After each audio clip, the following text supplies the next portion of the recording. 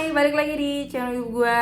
Nama gue Kinanti Larasati, panggil aja Kinan. Dan terima kasih buat kalian yang sudah mau ngeklik video ini.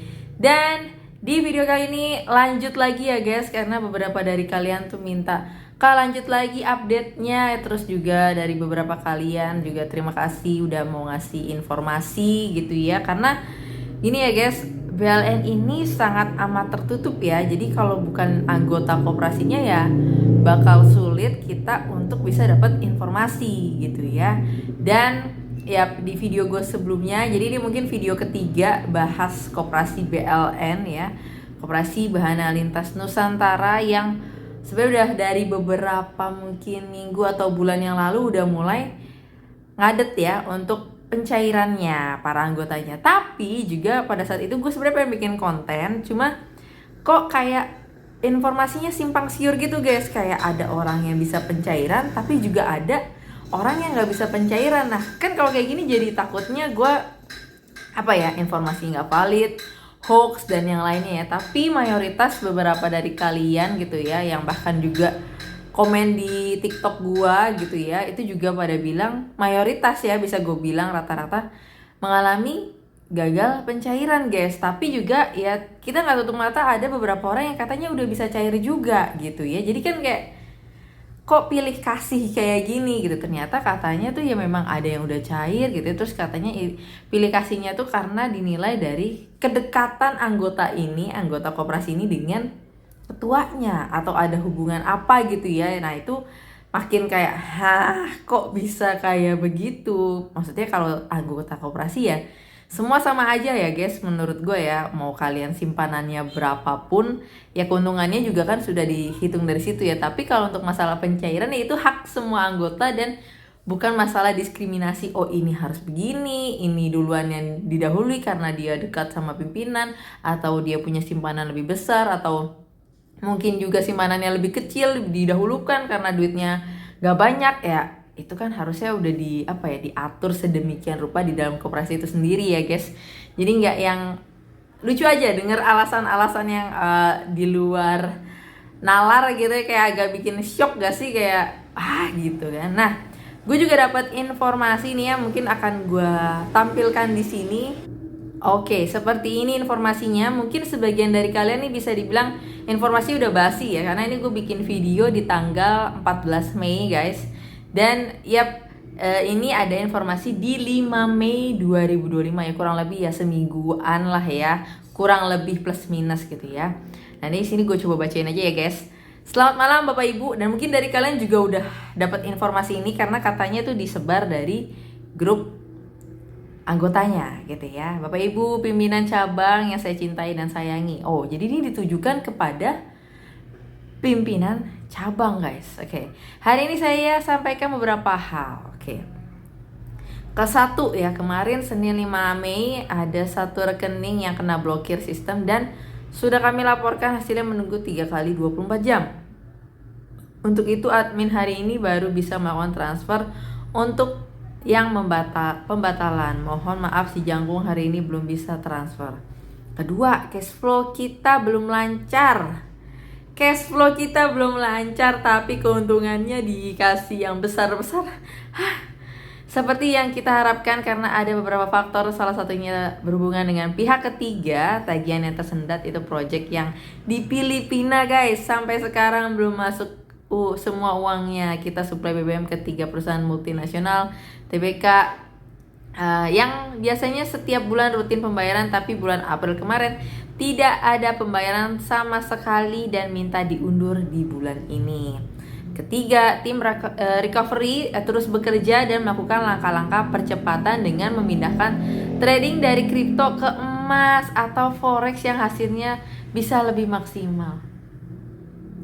Jadi uang-uang member tuh ditaruh di kripto guys. Gue nanya ya kayak terus katanya mau dipindahin ke emas. Kayak oh my god. Ya sebenarnya itu kalau kita lihat di aturan koperasi ya sebenarnya sah aja guys. Tapi persentasenya sekali lagi diatur ya. Kalian bisa baca-baca Permenkop deh, peraturan dari Menteri Koperasi, bagaimana cara koperasi itu juga menginvestasikan dari usahanya itu sendiri ataupun uangnya itu sendiri untuk diputar lagi ya guys. Tapi gue gak habis pikir kayak kripto tuh sesuatu yang menurut gue ya walaupun ya ini sekali lagi ya pasti banyak orang yang gak suka juga, gue kayak kurang ada fundamentalnya gitu loh, kayak terlalu apa ya gitu deh gitu loh, kayak dia gitu deh pokoknya ya. Kalau ke emas sih oke, tapi kayak dari pindah ke emas, tapi ya kita lihat harga emas sekarang kemarin sempat naik gitu ya 2 juta sekian, sekarang udah turun lagi gitu ya, kayak aduh nggak tahu deh guys ya. 4, dipahami bahwa kita ini koperasi jasa, jadi yang kita bagikan ke anggota adalah hasil dari jasa pengelolaan keuangan. Untuk itu kami berusaha semaksimal mungkin untuk semua unit bisnis yang ada bisa optimal dalam pengelolaan yang termasuk rokok, pupuk, air minum, dan produk-produk kesehatan dan lain-lain. Peran anggota sangat diharapkan bisa membantu dalam pemasaran. Oke, sebenarnya ya ini bukan koperasi jasa juga karena dia bukan simpan pinjam guys. Ya, ada juga ya yang komen, "Kak, dia itu cuma simpanan, gak ada pinjaman." Simpan pinjam ya lo mau lakuin simpanan doang kek, mau lakuin pinjaman doang kek, ya itu udah satu apa ya, satu asas kayak gitu guys. Apa ya, kelompoknya memang kayak gitu, unit simpan pinjam, bukan unit simpan doang, kagak ada gitu ya. Aduh, kayak orang-orang nih ngerti gak sih koperasi, astaga, cuman tahu untung ruginya doang gitu ya. Kayak kadang sedih guys, gue tuh sedih banget ngeliat orang-orang kayak gini ya. Kelima, untuk antisipasi pinjaman kami diwakili tim lawyer. Tuh kan, ada pinjaman juga, berarti kan unit simpan pinjam dong. Iya kan, mau lari kemana lagi, izinnya mana gitu kan. Akan bersurat ke lembaga keuangan supaya perlakuan kepada nasabah bisa terkoordinasi melalui lawyer, tidak melakukan penarikan atau penyitaan. Secara teknis nanti kita adakan meeting dengan pimpinan cabang dan para leader. 6, ibarat rumah yang sedang kena gempa, kita perlu waktu untuk membangun rumah tersebut kembali menjadi baik, dibutuhkan waktu 3-6 bulan. Oke, kita catat ya guys, 3-6 bulan.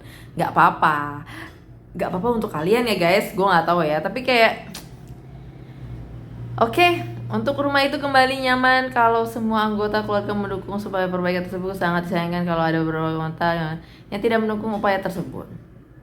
7, saya optimis 2 bulan lagi kita sudah membaik, ibarat orang sakit mau melahirkan, saat sudah mencapai puncak sakit tersebut kita akan mengalami kelegaan karena mendapatkan anugerah yang indah. Demikian yang bisa saya sampaikan, terus doakan saya untuk tetap sehat dan kuat dalam membangun rumah besar kita ini kembali menjadi baik. Oke, itu ya 6 Mei 2025 guys. Oke, nah memang kalau kita lihat dari ini, ya pertama memang ini ya guys, gue nggak tahu ya di belakang itu kan koperasi itu kan melakukan RAT ya, atau rapat anggota tahunan. Itu kalian tuh dikasih tahu nggak sih duitnya tuh kemana aja, dan juga ataupun ini ya secara internal itu berkala juga guys, untuk internal koperasi itu sendiri itu melaporkan keuangan mereka gitu loh. Ini kita kayak gini tuh disampaikan nggak kepada kalian sebagai anggota, yang menurut gue itu adalah hal yang sangat amat harus dilakukan oleh koperasi itu ya. Ini keterbukaan informasi ya guys. Nah karena ya takut kayak gini nih, dia bilang ada di kripto, terus juga ada usahanya di jasa ya, tadi jual rokok, produk-produk lainnya, itu mana gitu ya buktinya, wujudnya. Terus kerjasama tadi ada BBM juga, terus ada di Filipina juga katanya nunggak belum bayar, ya buktinya mana gitu aja. Jadi jangan cuman berdasarkan kata-kata seperti ini aja sih menurut gue ya, karena apa ya, kita tuh sudah dewasa guys, kayak nggak perlu banyak drama, buktinya aja, evidence-nya tuh mana gitu ya. Tapi juga kita lihat ya, evidence ini benar-benar evidence atau juga sekali lagi ya cuma dibuat-buat, rekayasa. Kita tuh perlu tahu kayak gitu ya guys. Tapi yang perlu ini buat anggota ya, bukan buat pengurus koperasinya ya. Ini buat anggota koperasi yang gue berharap dia lebih hati-hati, lebih lebih mawas diri lagi. Ya kita tunggu aja ya guys, sampai tadi berapa, 3-6 bulan atau 2 bulan lagi ya, optimis dia bakal recovery ya, bakal bangkit ya.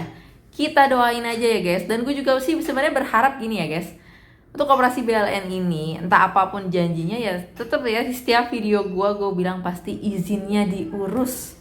Karena ini nggak punya izin guys BLN nih gitu loh. Jadi kalau kalian bilang udah punya izin kan mana gitu ya. Jangan cuman NIB doang, NIB itu bukan izin guys. Jadi kalian jangan salah kaprah. Dan kalau kalian lihat lampirannya itu kelihatan banget loh.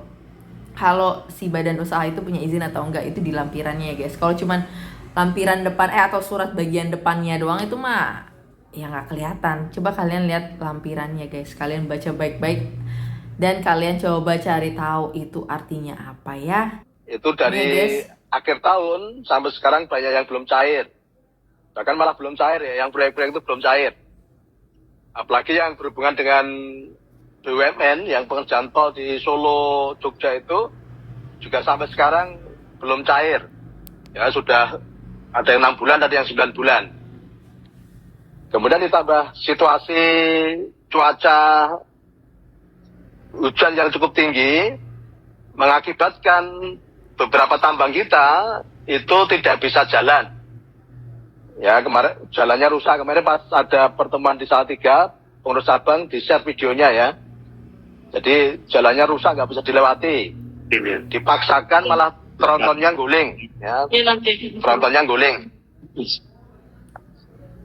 Nah, dari kejadian itu, ya ditambah dengan kasusnya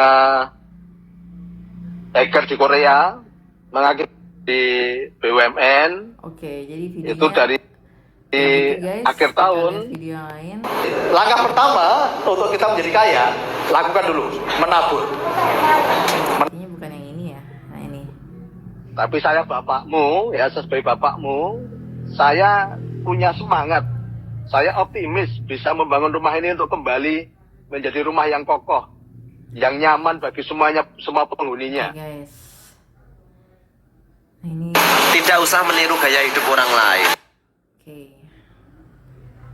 Ini tadi ya.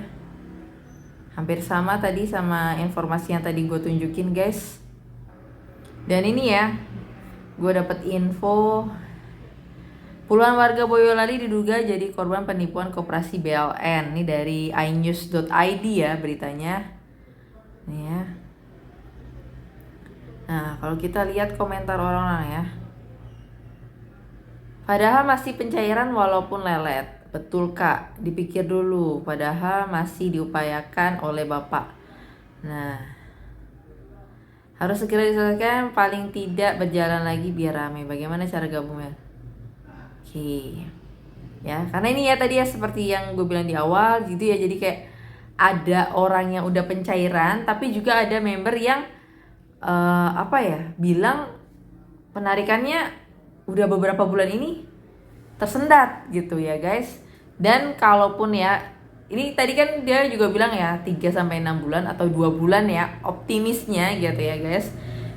Coba kita kasih waktu aja, maksudnya ya udah kita lihat nih bagaimana kesungguhan dari Bapak Niko ini sendiri. Tapi ya sering kali gue bilang gitu ya guys, di entah mungkin permasalahan yang dialami oleh koperasi yang menurut gue juga setiap koperasi itu ada masalahnya tersendiri gitu ya. Dimana juga cara mereka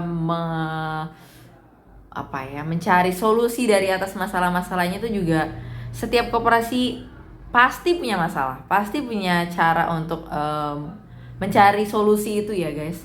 Nah kita makanya gue bilang ya, kita lihat dulu nih solusi apa yang akan diberikan oleh ketua koperasi ini gitu ya. Dan ya ditunggu ya, karena ini juga menyangkut waktu, mungkin juga butuh dana. Tadi kan bilang ada pembayaran yang belum ini, mungkin nanti duitnya cair bisa dibayarkan ya, kita tidak tahu ya guys. Cuman ya sekali lagi gue tekankan gitu ya, ya jadi koperasi itu terbuka sama anggotanya. Ya kalau memang ini karena dibilang rumah besar gitu ya, ini keluarga ya, kenapa kok keluarga yang lain ada yang tahu, di sini nggak tahu. Terus juga informasi tertutup dan ya simpang siur gitu kan. Katanya ini keluarga, rumah besarnya dia gitu ya. Kenapa setiap anggota di dalam rumah itu jadi terpecah belah gitu ya. Makanya yang sering kali gue bilang ya, kalau jadi koperasi itu ya semua harus serba transparan guys, karena koperasi itu milik anggotanya, bukan milik ketua koperasi doang guys, atau milik pengawas koperasi, pengurus koperasi lainnya, enggak gitu ya. Ini milik anggota koperasi. Jadi hilangnya anggota koperasi pasti akan berpengaruh dan berdampak ke koperasi itu sendiri gitu ya. Jadi makanya ya balik lagi gitu ya, urus izin koperasi Bahana Lintas Nusantara ya, para pengurusnya nih ya. Mungkin itu aja, dan ya kita bakal tunggu juga.